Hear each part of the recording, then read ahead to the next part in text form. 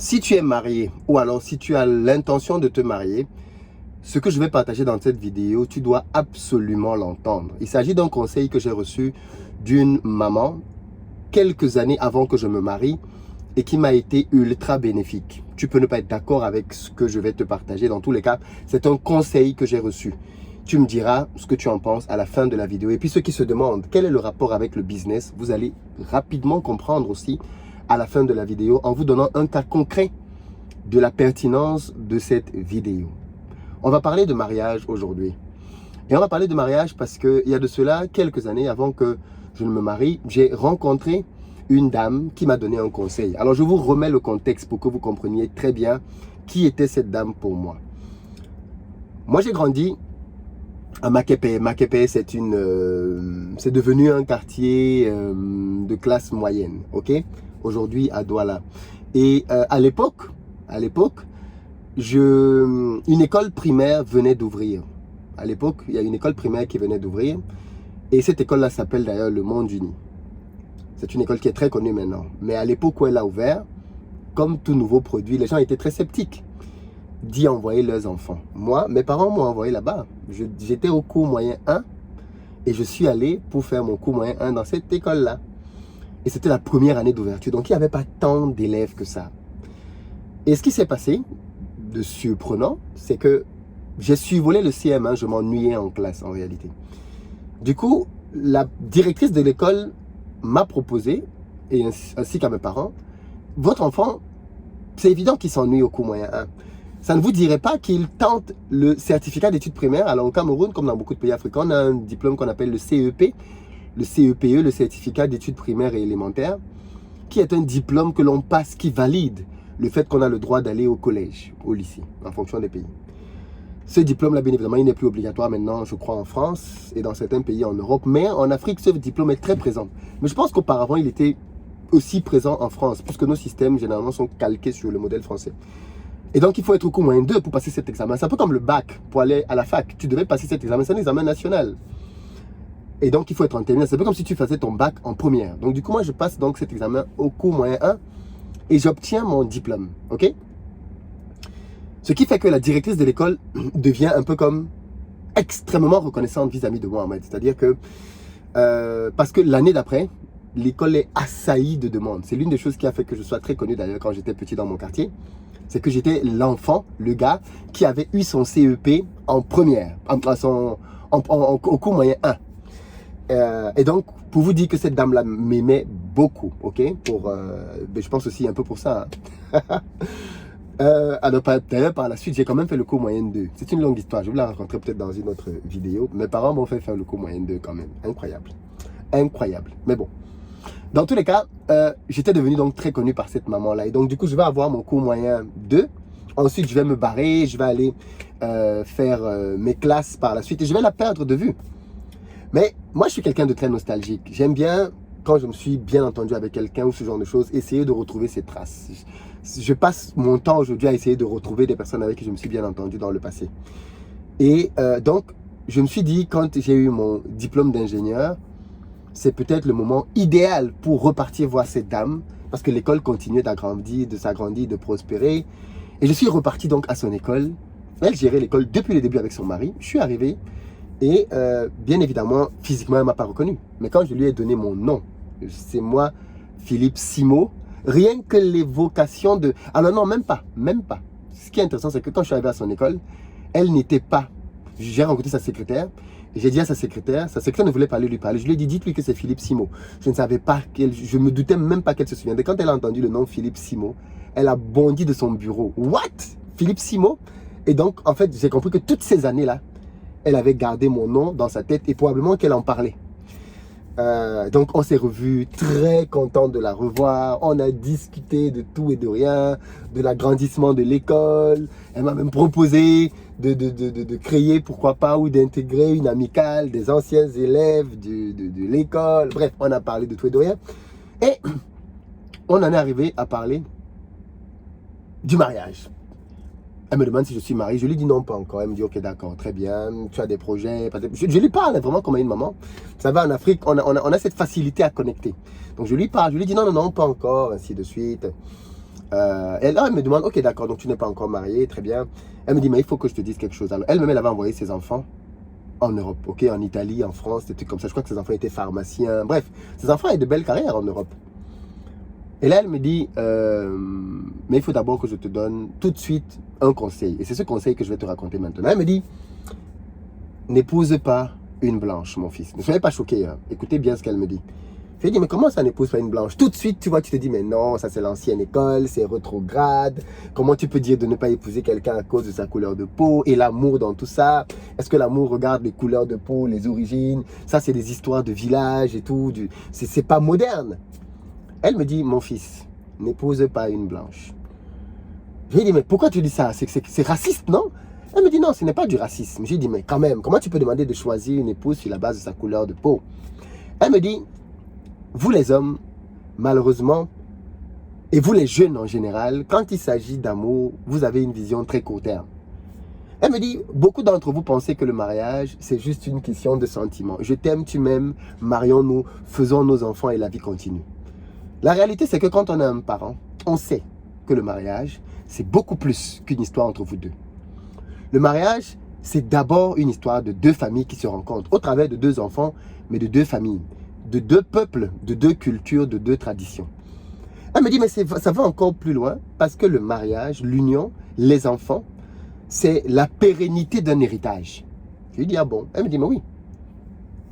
Quand tu te maries à quelqu'un, tu choisis de fonder ta famille avec cette personne et de pérenniser ton héritage, de pérenniser ton nom, de pérenniser ta langue.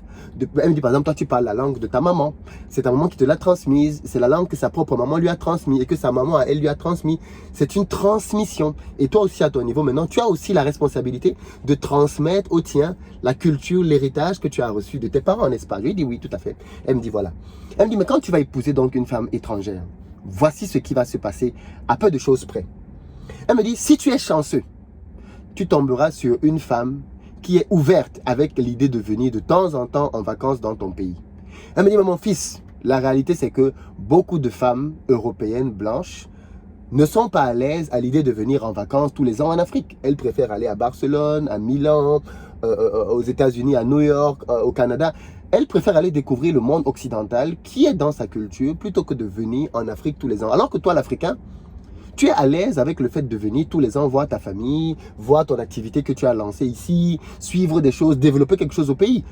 N'est-ce pas? Je lui ai dit oui, tout à fait. Elle me dit, mais voilà, il ne faut pas partir du principe que c'est acquis, qu'une femme d'une culture différente admettra ça dans son style de vie. Alors, au début, généralement, elles te font toutes les promesses. Oui, il n'y a pas de problème, tu peux, je vais t'accompagner jusqu'au bout du monde. Mais la réalité rattrape. Quand vous vous mariez, que deux enfants sont là, maintenant, les discours commencent à changer. Oui, mais on va un peu trop voir ta famille, on va un peu trop faire ceci.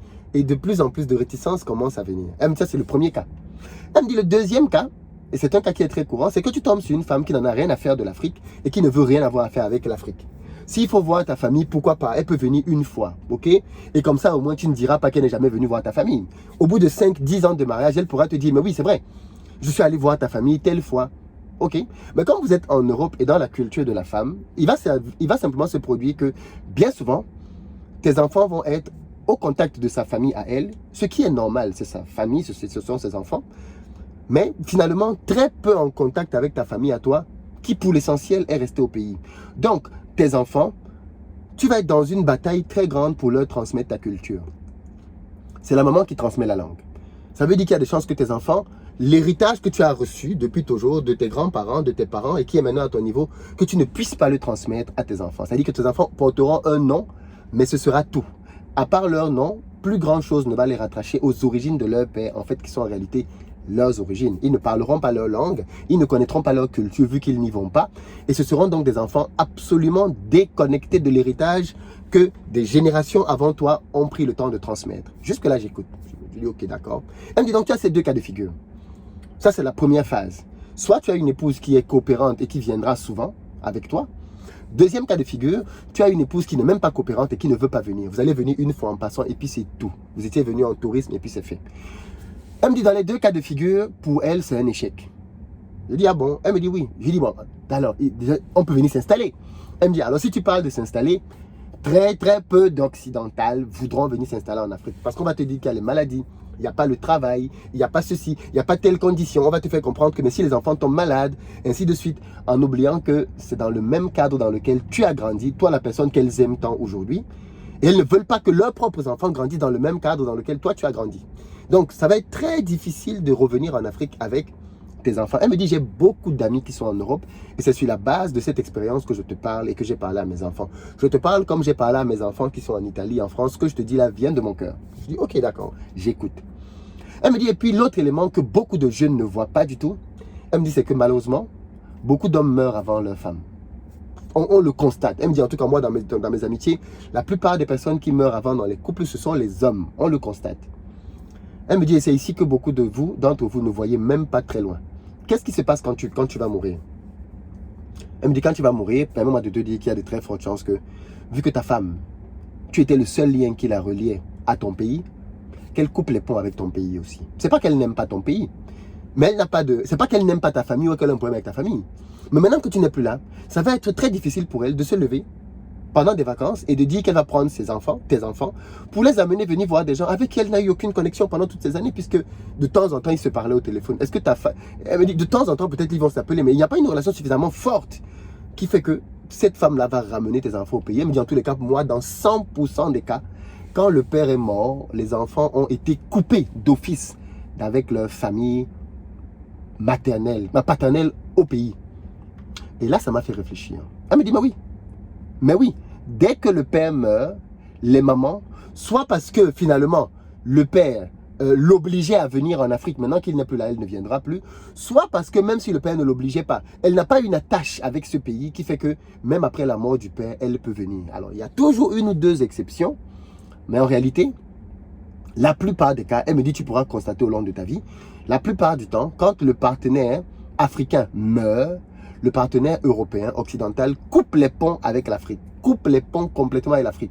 Elle me dit, imagine donc maintenant ta mère, ta grand-mère, ton père, toutes ces personnes qui t'ont fait venir au monde, qui attendent que tu perpétues leur génération, qui ont mis leur confiance en toi, qui se sont sacrifiés pour t'envoyer en Europe. Tu fais des études, tu as des diplômes, tu travailles, tu te maries, toute la famille est contente, tu as des enfants. Tes parents voient ces enfants de temps en temps, pas comme ils souhaiteraient les voir parce que tu n'es pas souvent là. Et quand tu meurs, tes parents et ta famille en général est complètement coupée. Complètement coupée de toi. On n'a plus aucun lien. Aucun lien avec toi. Les enfants, de temps en temps, si la dame est contente, elle peut envoyer des photos. Mais il n'y a plus de lien. Aucun lien. Et voilà une perte énormissime pour ta famille. J'avoue que ça m'a fait beaucoup réfléchir parce que je me suis dit, waouh, on ne voit pas tout ça quand on pense mariage. On voit juste nous deux. On va être bien, on s'aime et puis ça suffit. On n'a pas ce côté pragmatique. On n'a pas ce côté réaliste.